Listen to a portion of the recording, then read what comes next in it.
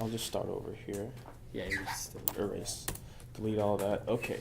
So you can see here, I'm just going to write it all out and explain what each line does. So the first line you see here is define. So you see 3 different functions. Oh, that's the first thing you'll notice. 3 functions. There's here. 3 functions. So you need 3 functions Wow. just to be able to complete this task. So the first one is define has numbers. So what this line does is it checks that at least one of the characters is a number. Okay.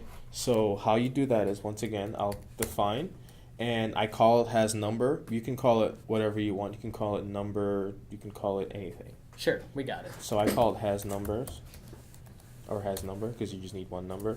And then once again, you want a certain variable to be inputted. So I call input string. And you can call your variable whatever you want. I just call it input string because then it lets the user know that you need to input a string. Yeah, it's So- pretty clear code. Mm-hmm. If you put donuts, we're going to forget what donuts Yeah, are. you'll be like, why is there donuts there? But if you put input string, it lets you know. So now input string, then what you want this to do is to return a certain value. So what you want it to return is, so this line is what does the work. So what this does is you say any. So I'll type it out and I'll explain what it does. Okay. Char dot is digit. IsDigit is also a function. Like, it's a built-in function in Python. And what isDigit does is whatever you type in, so whatever you write in your input string, Mm-hmm. isDigit checks if that's a number, a digit. So it says yes or no. Yes. So Okay. this is a Boolean value. So if you type in, say, for example, 5 and click 5.isDigit, it will say yes. If you type in T, it'll say no, Gotcha. basically. So you says return, and what any does is it says is any of them. So it does not, usually if you don't put any and you just put the whole string, it'll say, no, the whole string is not digits. Like, so what any does is check just one. So if one of them is a digit, it'll pass as true.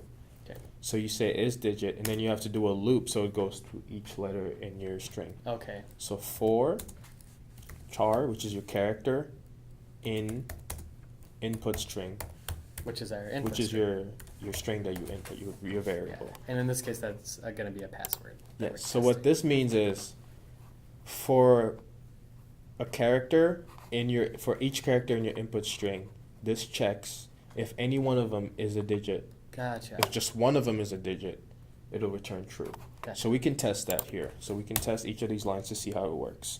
So you could print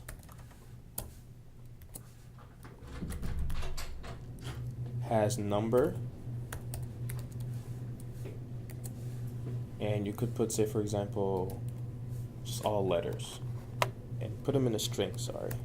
Yeah. Yep. So print has number, all letters, and we can print that. Wait, I should comment these out.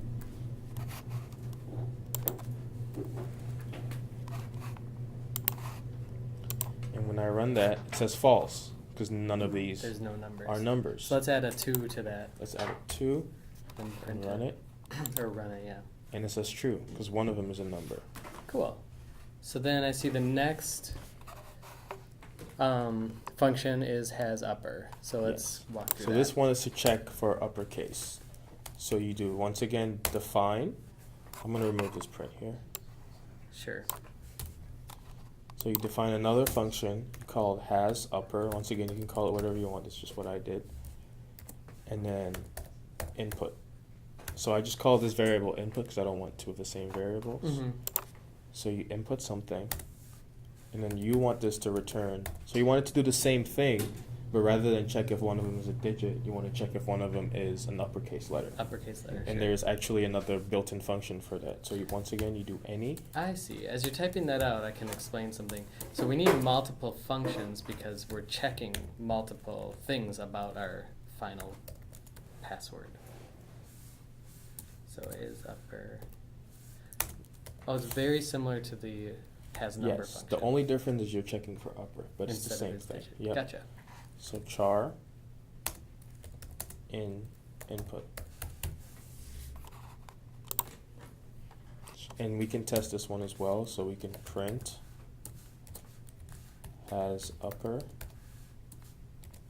and enter just a random string. Sure, and I noticed you didn't include any uppercase I didn't include letters. an upper, so we'll check this one first. Hold on, there's one extra quote there. There you go. Perfect. False. So this is false because there's no uppercase. So now what if I put in capital W and close that, print? Now it's true. Cool. Because one of them is uppercase. So you have two functions that work. That's simple. So those are two of the checks that you need. And then now we're going to create our function for our actual validator. So I'm going to remove this print as well. Okay, so this is our third function that we're Yes. creating, and, And we're this- going to use those first Yes. two. The first two functions are going to be used within the third function. So Excellent. I'm going to define, call it validate, and then what you want is your input is a password. So Right. that's the input for your validate function. And then within that, so what you do is you initialize your code first. So initially, everything is false because you haven't entered anything. So that's what you're going to do. So I'm going to call the first one Okay. whether or not the length, does he have the correct length? I call it is length good. And you just set that to false. So Okay. this isn't necessary. Your code will work without this, but it's just good practice as a programmer. You always have to set all your initial values to false because when nothing is entered, everything's false. Yeah, initializing these Mhm. variables. So is length good? So we have we have a Is variable. their number? Is length good? Is their number? Okay. That's false too. Oh, it jumped. Trackpad. And then is their upper? Okay. And set that to false as well. And now what you're going to do is set the criteria for what makes these true. Gotcha. So is length good? When does it become true? Is their number? When is that true? And is their upper? When is that true? Okay. So these are so for the first one, is length good?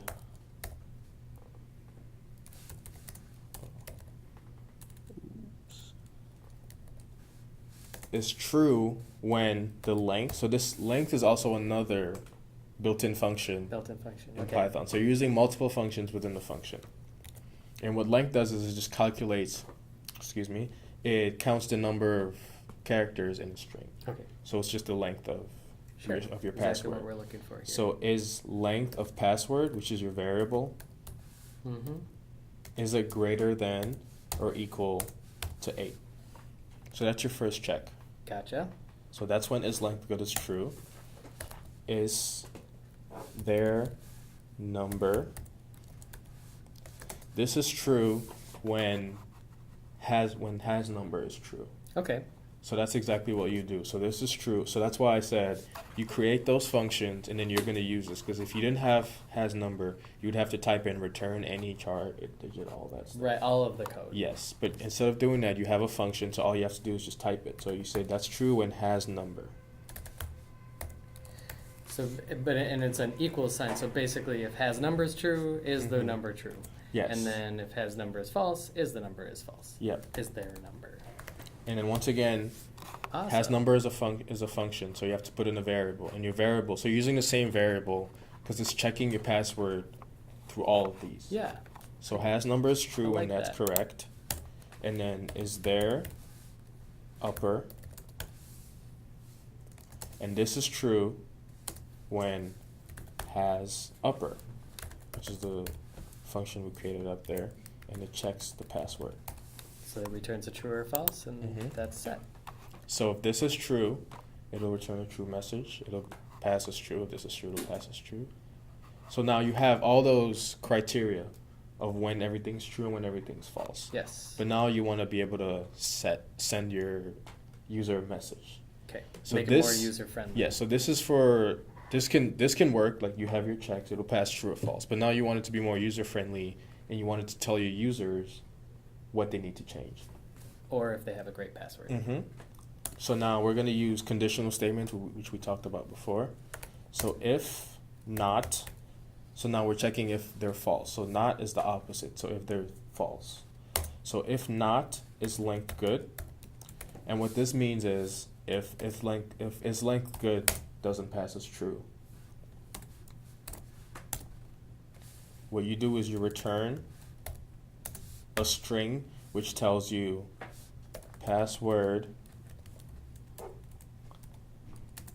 must be at least 8 characters. Okay. And now the next thing is not going to be, so it's not an if-else statement, because you're not trying to go through and iterate one by one. You want all these if statements to happen simultaneously So we're checking every single one. at the same time. So you're not doing an if-else statement. You just do 3 separate if statements for each criteria. Right. So while you type it up, because Mhm. it looks exactly the same as the other one, when we do if else, it's saying if it's like this, go ahead, and then if it's not, then try this other thing. In this case, we're saying if it's like this, it's either true or false, and then also I want to know if this next thing, and I also want to know if this next thing. So we're not doing else, we're doing also, but we don't use that word. So we're doing if it's not is their number, return password needs at least one number. And the last one, if not is there upper, Mhm. return string.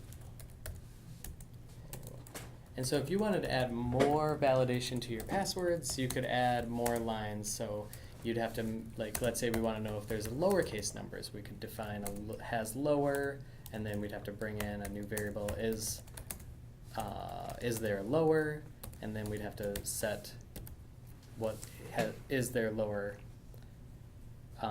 whether that's true or false, and then we'd have to do a return if it's not lower to tell the user there has to be lowercase. But we're Yeah. going to stop here because we already got three validation criteria, rules. yep. And then finally, if all of those are true, Mm-hmm.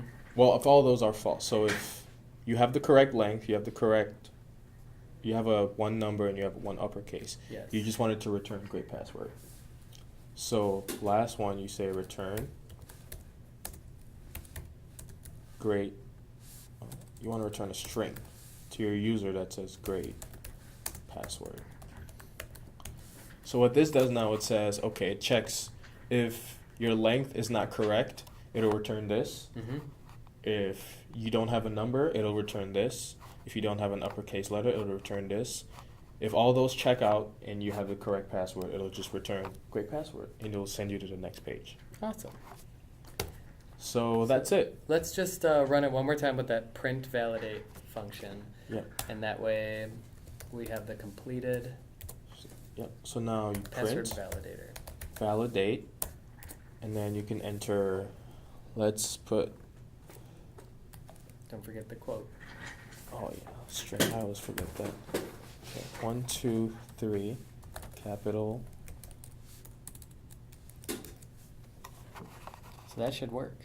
Yep, that should be correct.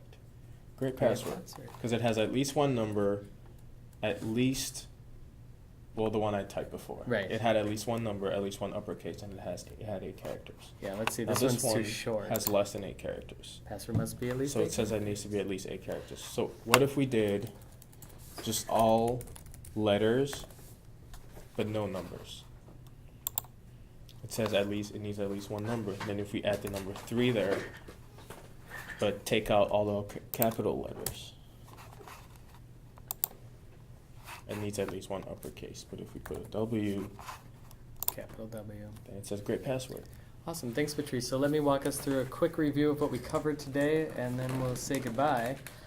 So we covered what a function is, just a block of code that you can reuse, and now it should be really clear from all the examples. There's existing functions, there's user-defined, and we can mix those up and reuse our own user-defined within new defined functions, and within existing functions. To write a function, you do def or define, and then give it a name and what it's going to expect. And then you set what code there is, and then that returns some kind of output at the end. Yeah. And we did the area of a rectangle, perimeter of a rectangle, a password validation tool, which required a few different functions. Yeah. Always make sure your function is returning something, because a lot of people make that mistake. When they write the code and the code is correct, but when they go to print, nothing comes out because they didn't return anything. So the computer just does all the calculations and says, okay, I'm done. Yeah, so So it appears yeah. it doesn't work, but really Yeah, it's but it's doing working, what you're it- just not returning it. Okay. Well, thanks again for coming on, Thanks, and it's my pleasure. good luck coding, everybody. Have fun, everyone. Bye-bye.